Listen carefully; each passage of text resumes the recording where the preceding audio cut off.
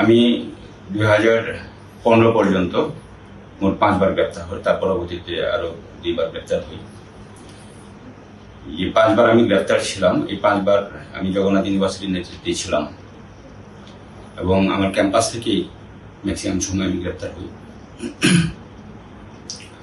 প্রথমবার যখন আমি গ্রেপ্তার হই তখন ওসি সালাউদ্দিন, আমাদের কোতোয়ালি থানার ওসি, সে আমাদেরকে এরকম নির্যাতন করে, আমাদেরকে বাধ্য করে বাথরুমের যে ট্যাপের পানি সেটা খাওয়াতে বাধ্য করে এবং সারাদিন অভুক্ত রাখে।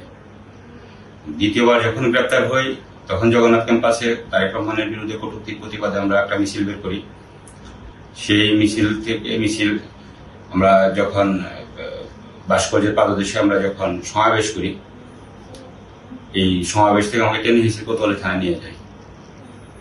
15 সালে আমাদের দেশমাতা বেগম খালেদা জিয়ার গুলশান অফিস বালু ট্রাক দিয়ে যে অবরুদ্ধ করে রাখে, এর প্রতিবাদে যে আমাদের আন্দোলনগুলো হয়, সেই সময় আমরা প্রতিদিনই আন্দোলন করি এবং 22 ফেব্রুয়ারি মিছিল বের করতে গিয়ে আপনার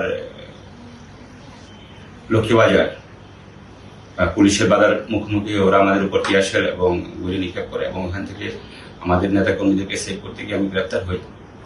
গ্রেপ্তার পরবর্তী আমার উপর মানে নির্যাতনের অবস্থাটা এরকম ছিল যে একটা কুকুরের দাম তাদের কাছে হয়তো বা আমার চেয়ে বেশি ছিল। মনে হয় যে আমরা বন্য প্রাণীকে পেলেও আমরা এই পরিমাণ নির্যাতন আমরা করি না, একটু রয়ে শুয়ে আমরা চেষ্টা করি, কিন্তু আমার উপর এই পরিমাণ নির্যাতন হয়েছে।